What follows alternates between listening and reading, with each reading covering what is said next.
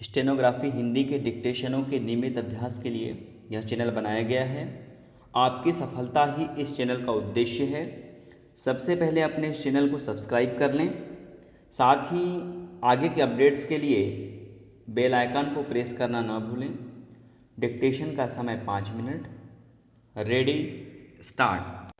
देश की आर्थिक अवस्था का जो विवरण वित्त मंत्री जी ने हमारे सामने प्रस्तुत किया है वह संतोषजनक है। हम देश की आर्थिक अवस्था को मजबूत बनाने की दिशा में अग्रसर हो रहे हैं। विभिन्न क्षेत्रों में उत्पादन बढ़ रहा है, जिससे आशा की एक झलक दिखाई पड़ रही है। तीसरी पंचवर्षीय योजना के दौरान हम एक बहुत बड़ी धनराशि खर्च करने जा रहे हैं। यह भी एक आशाप्रद बात है, लेकिन अध्यक्ष महोदय, पिछले साल भी मैंने वित्त मंत्री जी का ध्यान इस तरफ खींचा था और आज फिर खींचता हूँ कि देश की वर्तमान आर्थिक अवस्था का चित्र हमारे सामने रखने के साथ ही साथ उन्हें यह भी बतलाना चाहिए था कि इस देश के अंदर उत्पादन में जो वृद्धि हुई है वह समाज के किस अंग में, किस रूप में उपयोग में लाई गई है।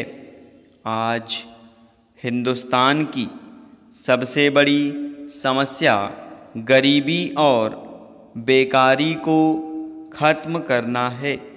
ये दोनों बीमारियां हमारे समाज के अंदर कैंसर की बीमारी की तरह से हैं। आज तक डॉक्टर यह नहीं सोच पाए कि कैंसर की बीमारी के लिए कौन सी दवा उपयुक्त है।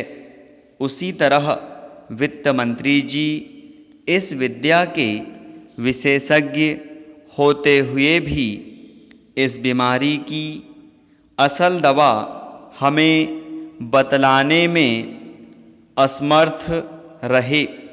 यह ठीक है कि बेकारों की बेकारी की समस्या को महसूस करते हैं, लेकिन हम देखते हैं कि जैसे जैसे हमारी योजना का काम आगे बढ़ता जाता है, वैसे वैसे यह पता लगता है कि बेकारी भी उसी गति से बढ़ती जा रही है।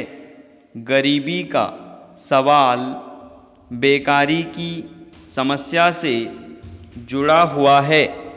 अगर लोगों को काम मिलेगा तो बेकारी दूर होगी और देश से गरीबी भी दूर होती जाएगी। पैरा, मेरे मित्र ने यहाँ अपने विचार प्रकट करते हुए अभी कहा कि देश की उन्नति के लिए नागरिकों को त्याग करना चाहिए। मैं इस बात को बहुत अच्छी तरह से महसूस करता हूँ और देश की जनता भी इसको अच्छी तरह से जानती है कि बिना कष्ट उठाए पूंजी जमा नहीं हो सकती और बिना पूंजी के विकास नहीं हो सकता। परंतु सिर्फ इस सदन में खड़े होकर कह देने से पूंजी नहीं बढ़ सकती। जनता हर तरह से सहयोग करने को तैयार है, परंतु उसे रास्ता आपको दिखलाना चाहिए।